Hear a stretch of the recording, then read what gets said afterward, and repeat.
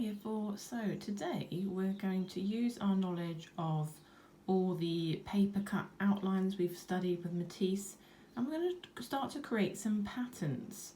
So you probably know what a pattern is, but just to confirm, it's where shapes with colours repeat themselves.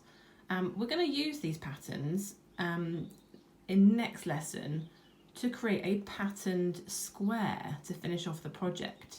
So today we're going to do the practice of the pattern, and then we're going to use that pattern next week. So make sure that you keep all your work that you've done so far, because we'll use this to help us, and make sure you keep this work ready for next week as well to create our pattern square. So today I'm going to put very light lines on my page so I can use those to guide myself into a straight line of patterned Matisse-like shapes.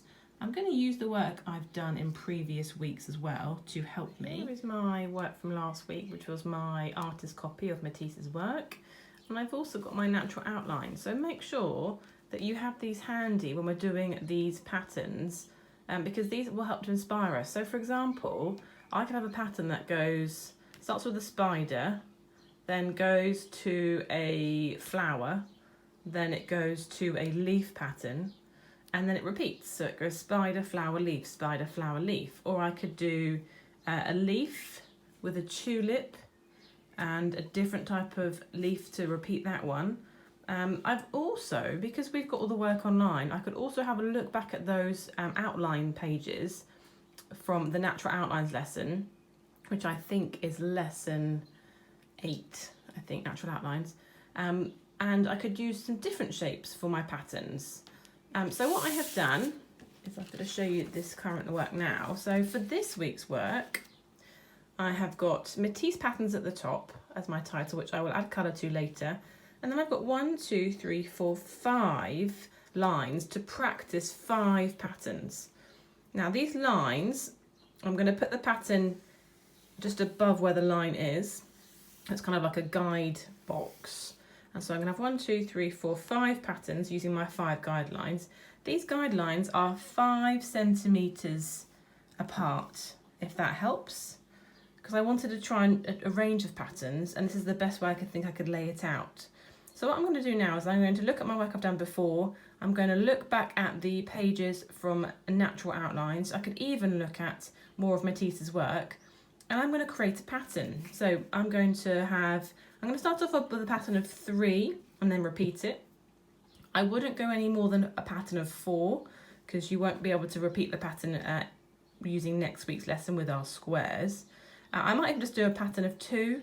I could also try changing the colours as well. So I'll get started and I'll show you how I get on. So here is my page of patterns.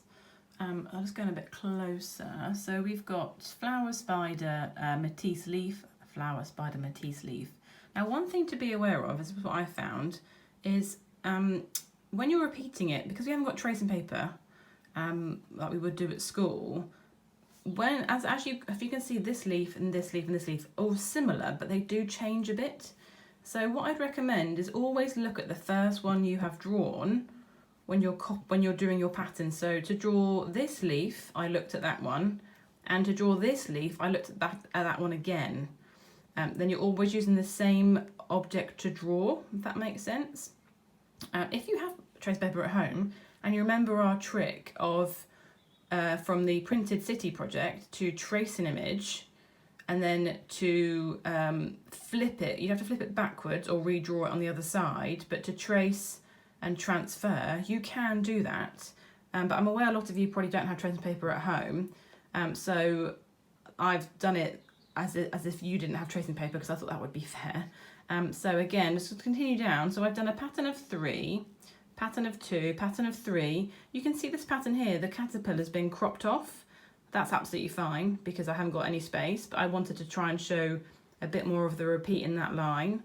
I've then got a repeat of 4, and I think 4 is probably the most you can do to allow a pattern to repeat in this size of paper. Then I've just done a pattern of 2 with slightly larger ones from Matisse's work. So to finish these off, I'm going to add colour. Now when you do your colour, you can be true to your pattern and keep the colours all the same, or you might want to, maybe as you go down the page, keep the shape but change the colour. Experiment with it, because this is our week 4 experimentation before we take it into the final pattern square. So add your colour. The colour I have seen added to your most recent work, really well done. The accuracy is really improving, so thank you. You're using that border of colour to keep your edge line nice and smooth and then filling in the middle. It's really working, so keep doing that. And I look forward to seeing your work, but I will also finish my work so you can see how mine turns out. So here's my finished page. I just thought I'd talk you through it. So I've started my title with a bit of colour to complement the page. I've kept the colours the same on this row and this row. And then this row here, what I've done is I've mirrored the colours. So I've got the orange in the middle, and then I've got the dark green and then the light green. So I've basically flipped these 2 greens on this section to change the pattern colour slightly. On this row here, I've done a repeat, but I've made this toadstool go red rather than brown, so it stands out slightly differently. And then I have kept this one the same. So when you're doing your colouring in, if you want to experiment with a bit of colour change or mirror the colour rather than repeat the colour, then please do, and I will look forward to seeing those. As always, please do send me a photograph and email it to me so I can give you some feedback, and I look forward to seeing these. Thank you.